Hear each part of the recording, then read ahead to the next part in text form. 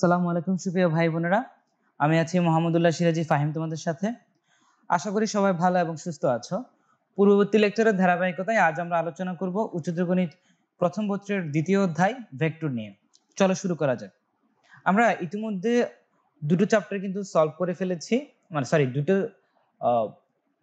Class কিন্তু শেষ করে ফেলেছি। সো আজকে আমরা পূর্ববর্তী যে ক্লাসটা ছিল এর ইমিডিয়েট পূর্বে সেটাতে আমরা যে কাজটা করেছিলাম টাইপ 1 সলভ করেছিলাম। টাইপ 1 এর আন্ডারে আমরা সলভ করেছিলাম যে স্কেলার এবং ভেক্টর গুণন সম্পর্কিত যে সমস্যাগুলি ছিল সেগুলো নিয়ে আমরা দেখেছিলাম। এখন আমরা টাইপ 2 এর আন্ডারে উপাংশ এবং অভিক্ষেপ নির্ণয় সংক্রান্ত যে প্রবলেমগুলো আছে সেগুলো প্রথমে দেখার চেষ্টা করব। চলো তাহলে শুরু করা যাক। প্রথম যে প্রশ্নটা দেওয়া আছে সেটা হচ্ছে অনেকটা এরকম, যে বলা হচ্ছে a is equal to 2i minus 3j plus k এবং b is equal to minus i plus 2j plus k minus k হলে b ভেক্টরের উপর a ভেক্টরের অভিক্ষেপ এবং a ভেক্টরের উপর b ভেক্টরের অভিক্ষেপ নির্ণয় করো।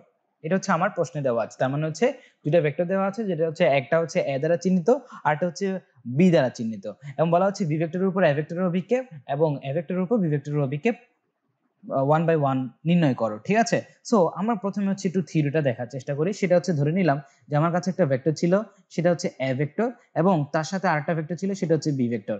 এখন যদি আমরা বলি যে a ভেক্টরের উপর b ভেক্টরের অভিক্ষেপ, তখন আমরা ডিরেক্টলি বলে ফেলেছিলাম সেটা হচ্ছে কি, মাঝখানে অ্যাঙ্গেলটা যদি থিটা হয় তাহলে আমরা বলছিলাম a ভেক্টরের উপর b ভেক্টরের অভিক্ষেপটাকে b cos থিটা দ্বারা প্রকাশ করেছিলাম। একইভাবে আমরা দেখেছিলাম যে নিচের যে ভেক্টরটা দিচ্ছিলাম সেটা যদি b ভেক্টর হয় এবং তার উপরে ভেক্টর যদি a হয়, তাহলে মাঝখানে অ্যাঙ্গেলটা যদি থিটা হয়, তাহলে আমরা বলেছিলাম যে b ভেক্টরের উপর a ভেক্টরের যে অভিক্ষেপ সেটাকে বলছিলাম a cos থিটা। ঠিক আছে, এখন দেখো যে কথাটা সেটা হচ্ছে আমরা নিশ্চয়ই এই সূত্রটা জানি যে a ডট a অর্থাৎ দুটা ভেক্টর যদি a ডট b যদি দুটা ভেক্টর a এবং b হয়, তাদের ডট গুণনকে আমরা লিখতে পারি ডট গুণন is equal two ab cos theta. এখান থেকে দেখো যে আমাদের যেহেতু বের করতে হবে b cos থিটা আর a cos থিটা, আমরা যদি এখান থেকে প্রথমে যদি b cos থিটা আলাদা করে নিই তাহলে আমরা বলতে পারি b cos theta is equal to a dot b divided by a ভেক্টরের মান, রাইট? বলতে পারি না? একইভাবে আমরা চাইলে বলতে পারি a cos theta is equal to হবে সেম ভাবে a dot b divided by b ভেক্টরের মান, বলতে পারি না? সো এই পার্টিকুলার এই লাইন দুটো ইউজ করে, যে লাস্টের যে দুটো লাইন, এই দুটো লাইন ইউজ করে আমরা চাইলে বি ভেক্টরের উপর a ভেক্টরের লম্ব অভিক্ষেপ এবং a ভেক্টরের উপর b ভেক্টরের লম্ব অভিক্ষেপ সেটা আমরা বের করে নিয়ে আসতে পারবো। ঠিক আছে, তাহলে এখন আমরা চলে আসি সলিউশন ম্যানুয়ালের মধ্যে। ম্যানুয়ালি কিভাবে সলভ করা হচ্ছে, প্রথমে ধরে নিলাম যে নিচে যে ভেক্টরটা আছে সেটা হচ্ছে বি ভেক্টর, এবং উপর দিয়ে দেখো এই বি ভেক্টরের সাথে থিটা ডিগ্রি কোণে যে ভেক্টরটা কল্পনা করা হচ্ছে সেটা হচ্ছে a ভেক্টর, যেটার মান দেওয়া আছে 2i - 3j + k, এবং নিচে যে ভি ভেক্টর দেওয়া আছে সেটা হচ্ছে -i + 2j - k। ঠিক আছে, এখন আমরা যে কাজটা করব প্রথম স্টেপে সেটা হচ্ছে এই যে বি ভেক্টরটা আছে, বি ভেক্টরের উপর a ভেক্টরের আমরা অভিক্ষেপটা বের করার চেষ্টা করব। দেখো তাহলে কিভাবে বের করার চেষ্টা করছি। তাহলে প্রথমে আমরা যেটা লিখবো সেটা হচ্ছে বি ভেক্টরের উপর a ভেক্টরের লম্ব অভিক্ষেপ, যেটা একটু আগে দেখিয়েছিলাম। এই যে বি ভেক্টরের উপর a ভেক্টরের লম্ব অভিক্ষেপ কি হবে, a cos থিটা হবে যদি মাঝখানে অ্যাঙ্গেলটা থিটা হয়। সো এটা কি হবে, a cos থিটা, এই যে দেখতে পাচ্ছি a cos থিটা a ভেক্টরের মান ইনটু cos থিটা। ঠিক আছে, এটাকে চাইলে আমরা এইভাবে লিখতে পারি, একটু আগে দেখালাম না, a dot b divided by b ভেক্টরের মান, এভাবে লিখতে পারি। সো আলটিমেটলি এখন আমরা যে কাজটা করব, a ভেক্টর এবং b ভেক্টরের মান তো আমরা অলরেডি জানি, অর্থাৎ যে যা দ্বারা সূচিত করা হয়েছে সেটা তো আমরা জানি। এখন যদি আমরা a ডট b এই জায়গায় যদি a ভেক্টর এবং b ভেক্টরের মান বসিয়ে দিই এবং নিচে যদি b ভেক্টরের মানটা আলাদা করে বের করে যদি বসিয়ে দিই, সো আলটিমেটলি আমরা a cos থিটা এর ভ্যালুটা পেয়ে যাব। ঠিক না? তাহলে প্রথমে দেখি আমরা যে কাজটা করব, b ভেক্টরের মানটা বের করি। b ভেক্টরের মান চলো কত আসবে, দেখো √, এই দেখো -1 হোল স্কয়ার, এই দেখো এই জায়গায় i এর সহগ হচ্ছে -1, এবং দেখতে পাচ্ছি j এর সহগ হচ্ছে 2, সো আলটিমেটলি 2 স্কয়ার, তারপর হচ্ছে প্লাস কত আসে দেখো -1 এর হোল স্কয়ার। ঠিক আছে, k এর সহগ -1 এর হোল স্কয়ার, সো আলটিমেটলি শেষ পর্যন্ত চলে আসে √1 + 4 + 1, যেটাকে আমরা বলছি √6। ঠিক আছে, √6 হবে না বি ভেক্টরের মান? তাহলে বি ভেক্টরের মান যদি √6 হয়, দেখো আমরা তাহলে উপরে দেখতে পাচ্ছি যে লাইনটা লিখবো সেটা হচ্ছে a ডট b, a ভেক্টরকে এবং b ভেক্টরকে প্রকাশ করলাম। এখন আমরা a ডট b এর ফর্মুলাটা অ্যাপ্লাই করব। তাহলে a ডট b এর ফর্মুলাটা যদি অ্যাপ্লাই করি, সো আলটিমেটলি আমরা কি পাবো, সেটা যে এইভাবে আমরা লিখতে পারি যে ফর্মুলাটা, যে একটা ভেক্টর যদি a vector is equal to ax i cap plus a y j cap plus a z k cap এভাবে সূচিত হয়। আরেকটা ভেক্টর যদি b vector is equal to কি বলবো b x i cap plus b y j cap plus b z k cap দ্বারা সূচিত করা হয়, আমরা এখান থেকে বলে ফেলতে পারি যে এ ডট বি যদি ভেক্টর আমরা অর্থাৎ ডট গুলো যদি বের করি, এটাকে লিখতে পারি x b x plus a y b y plus a z b z. So এই ফর্মুলাটা আমরা যদি এখানে অ্যাপ্লাই করি, শেষ পর্যন্ত আমরা পাচ্ছি যে এ ডট বি এর ভ্যালু যেটা হচ্ছে -1। কিভাবে আসছে দেখো, 2 into -1 minus plus -3 into 2 plus 1 into -1 এবং শেষ পর্যন্ত চলে আসে যেটা ভ্যালু হচ্ছে যোগ বিয়োগ করলে -9 আসে।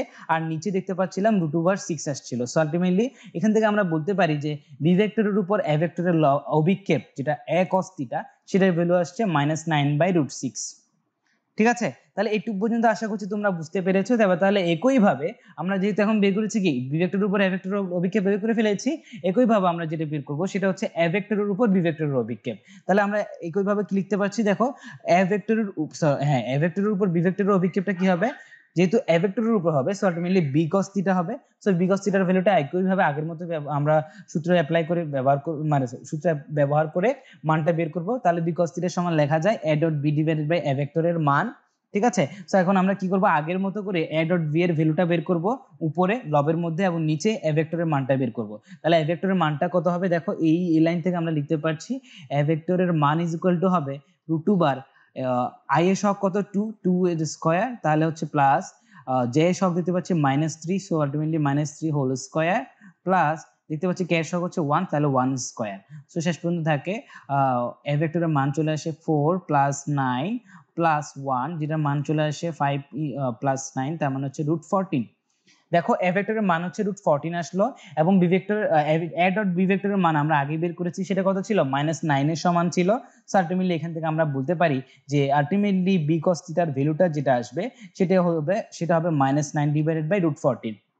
ঠিক আছে কিনা, তাহলে এটাই তাহলে আশা করছি তাহলে তোমরা বুঝতে পেরেছো যে এ ভেক্টরের উপর বি ভেক্টরের অভিক্ষেপ এবং বি ভেক্টরের উপর এ ভেক্টরের অভিক্ষেপ কিভাবে নির্ণয় করা হয়ে থাকে। তাহলে এবার আমরা চলে আসি পরবর্তী স্লাইডে। পরবর্তী স্লাইডের যে ম্যাথটা দেওয়া আছে সেটা হচ্ছে এক্সারসাইজ নাম্বার 2। সেটা হচ্ছে এরকম যে আমার কাছে একটা ভেক্টর দেওয়া আছে, সেটা হচ্ছে এ vector is equal two 2i - 3j + 6k এবং আরেকটা ভেক্টর দেওয়া আছে যেটা হচ্ছে বি ভেক্টর দ্বারা সূচিত এবং বি ভেক্টর সমান বলা হচ্ছে 2i - 6j + k এবং বলা হচ্ছে দেখো দুটো এই যে দুটো ভেক্টর আছে এই দুটো ভেক্টরের ক্ষেত্রে বলা হচ্ছে এ ভেক্টর বরাবর বি ভেক্টরের উপাংশটা নির্ণয় করো। কি বলছি, এ ভেক্টর বরাবর বি ভেক্টরের উপাংশ। তাহলে আমরা একটু মেমোরাইজ করার চেষ্টা করি এ ভেক্টর বরাবর বি ভেক্টরের উপাংশ নির্ণয়ের আমরা কি সূত্রটা আমরা অ্যাপ্লাই করেছিলাম।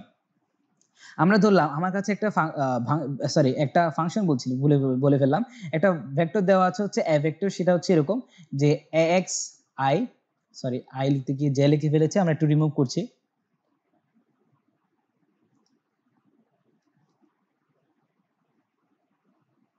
দেখো x i cap plus a y j cap plus a z k cap, এটা ধরলাম আমার হচ্ছে এ ভেক্টর। এবং আরেকটা ভেক্টর দেওয়া আছে সেটা হচ্ছে বি ভেক্টর, যেটাকে বলছি b x i cap plus b y j cap plus b z k cap, এভাবে দেওয়া আছে দুটো ভেক্টর। এখন যদি বলা হয় যে এই ভেক্টরটা হচ্ছে এ ভেক্টর এবং এইটা হচ্ছে বি ভেক্টর এবং বলা হচ্ছে এ ভেক্টর বরাবর বি ভেক্টরের উপাংশটা বের করতে বলা হয়েছে এবং তাদের মাঝখানে অ্যাঙ্গেলটা যদি থিটা হয় তাহলে বলা হচ্ছে এ ভেক্টর বরাবর বি ভেক্টরের উপাংশ। ঠিক আছে, তাহলে আমরা এই সূত্রটা আগে বলেছিলাম, সেটা হচ্ছে এ ভেক্টর বরাবর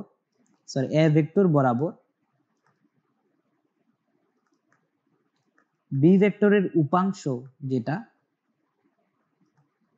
উপাংশ সমান আমরা কি বলেছিলাম দেখো এ ভেক্টর বরাবর না, সো আলটিমেটলি বলেছিলাম যে যে ইকুয়েশনটা আসবে যে হর এবং ভগ্নাংশ আকার যেটা আসবে, সো এই ভেক্টরের ওই ভগ্নাংশের নিচে থাকবে এ ভেক্টরের মান এবং তার সাথে গুণ আকারে থাকবে এ কেপ এবং ভেতরে থাকবে a vector dot b vector. মনে পড়ে এটাই বলেছিলাম না? হ্যাঁ, আসলে আমরা এটাই বলেছিলাম যে এ ভেক্টর বরাবর যখন বের করব উপাংশ বের করব বি ভেক্টরের, যারই বের করি না কেন, নিচে চলে আসবে এ ভেক্টরের মান, তার সাথে দেখো বাইরে গুণাকারে আসছে এ ক্যাপ এবং ভেতরে থাকবে এ ডট বি। একইভাবে যদি তোমরা তাহলে বি ভেক্টরের উপর বি ভেক্টর বরাবর এ ভেক্টরের উপাংশ যদি বের করতে চাও, এ ভেক্টরের উপাংশ যদি বের করতে চাও, এটাকে আমরা লিখতে পারি, কিভাবে লিখতে পারি, সেম ভাবে উপরে ভিতরে আসবে a vector dot b vector, নিচে চলে আসবে বি ভেক্টরের মান আর গুণাকারে থাকবে বি ভেক্টরের উপর ক্যাপ, তার মানে হচ্ছে একক ভেক্টর, বি ভেক্টর বরাবর একক ভেক্টর। বুঝতে পারছি? এই সূত্রটা অ্যাপ্লাই করে মেইনলি আমরা আসলে প্রবলেমটা সলভ করব। তাহলে আমরা প্রবলেমটাতে চলে আসি। পার্টিকুলারলি এই প্রবলেমটাতে দেখতে পাচ্ছি যে এ ভেক্টর বরাবর বি ভেক্টরের উপাংশ ইকুয়ালটা আমরা ডিরেক্টলি লিখে ফেলছি a vector dot b vector divided by a ভেক্টরের মান ইনটু, সরি এটা তো আসলে ডট গুণন হিসেবে দেখানো হচ্ছে, সেটা হচ্ছে এ ক্যাপ। বুঝতে পারছি? সো আসলে আচ্ছা সরি আমি একটু ভুল করলাম, এটা ডট গুণন না, এই জায়গায় জাস্ট একটা নরমাল গুণন যেটা আছে, নরমাল গুণনের মাধ্যমে গুণ আছে হচ্ছে কত, এ ক্যাপ আছে। সো আলটিমেটলি দেখো এই জায়গায় যদি আমরা যদি ভ্যালুটা বসিয়ে দেওয়ার চেষ্টা করি, দেখতে পাচ্ছি a vector dot b vector যে উপরের দিকে বসিয়ে দিলাম এ ভেক্টর আর বি ভেক্টরের মান যেটা ডট গুণন আকারে আছে, নিচে যেটা কাজ করলাম এ ভেক্টরের মানটা বের করলাম। দেখো এ ভেক্টর দেওয়া ছিল sorry 2i - 3j + 6k, so ultimately এ ভেক্টরের মান হবে √2 square minus sorry plus -3 whole square plus 6 whole square. So ultimately শেষ পর্যন্ত আসছে √4 + 9 + 36, দ্যাট মিন্স হচ্ছে কত, √49, তার মানে হচ্ছে √7 রুটের বাইরে 7 আসে, ঠিক না? সো এটা তো বুঝতে পারলাম। এখন উপরের দিকে যদি উপরে যে যেটা দুটো ভেক্টর ডট গুণন করা হচ্ছে সেখান থেকে কি ভ্যালু আসছে দেখো, সেটা আমরা পরবর্তীতে লাইনে দেখার চেষ্টা করছি। দেখো এই যে উপরে ডট গুণনটা, এই ডট গুণনের মাধ্যমে আমরা শেষ পর্যন্ত পেলাম হচ্ছে 28। কিভাবে 28 পেলাম দেখো, 2 × 2 তার মানে হচ্ছে 4 প্লাস -3 × -6 তার মানে হচ্ছে মাইনাসে মাইনাসে ক্যান্সেল আউট, 3 × 6 তার মানে 18 প্লাস 6 × 1 তার মানে হচ্ছে 6। দেখো তার মানে চলে আসলো কত, এই 18 প্লাস 16 তার মানে হচ্ছে 24, 24 প্লাস 8 তার মানে হচ্ছে 28, এই যে 28। সো দেখো নিচে যেটা করেছি, নিচে যে রুটের ভেতরে যে মাংসটা ছিল সেটা ছিল ওই মানটার কারণে এসেছিল √49। সো ওখান থেকে আমরা লিখলাম হচ্ছে ওটা রুটের বাইরে রুট মুক্ত করলে 7, সো বাইরে চলে আসলো 28/7। এবং দেখো এ ক্যাপ মানে কি ছিল, এ ভেক্টর বরাবর লম্ব, সরি এ ভেক্টর বরাবর একক ভেক্টর। সো আলটিমেটলি ওটাকে আমরা চাইলে এ ক্যাপকে লিখতে পারি এ ভেক্টর ডিভাইডেড বাই এ ভেক্টরের মান। সো এই মানে একটু যদি আমরা লিখি তাহলে এ ক্যাপকে যদি এ ভেক্টর ডিভাইডেড বাই এ ভেক্টরের মান দ্বারা রূপান্তরিত করি, সো আলটিমেটলি পাচ্ছি যে এ ভেক্টরটা কি ছিল 2i - 3j + 6k, R divided by কত, এ ভেক্টরের মান আগে বের করেছি 7। সো আলটিমেটলি শেষ পর্যন্ত আমাদের কাছে এ ভেক্টর বরাবর বি ভেক্টরের উপাংশ যেটা সেটা আসছে 4/7 × 2i - 3j + 6k।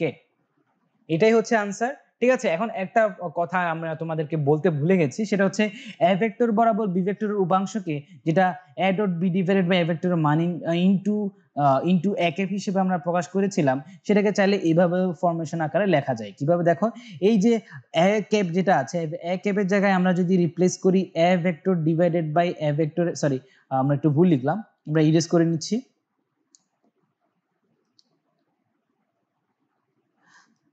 এ ক্যাপের জায়গায় আমরা রিপ্লেস করতে পারি এ ভেক্টর ডিভাইডেড বাই এ ভেক্টরের মান দ্বারা। সো আলটিমেটলি এই জায়গায় যদি তাহলে দেখো এই জায়গা থেকে যদি পরবর্তী লাইনে আমরা লিখি, এটাকে এইভাবে লেখা যায় b vector into a vector divided by a ভেক্টরের মান, আর বাইরে গুণ আকারে থাকছে এ ক্যাপ।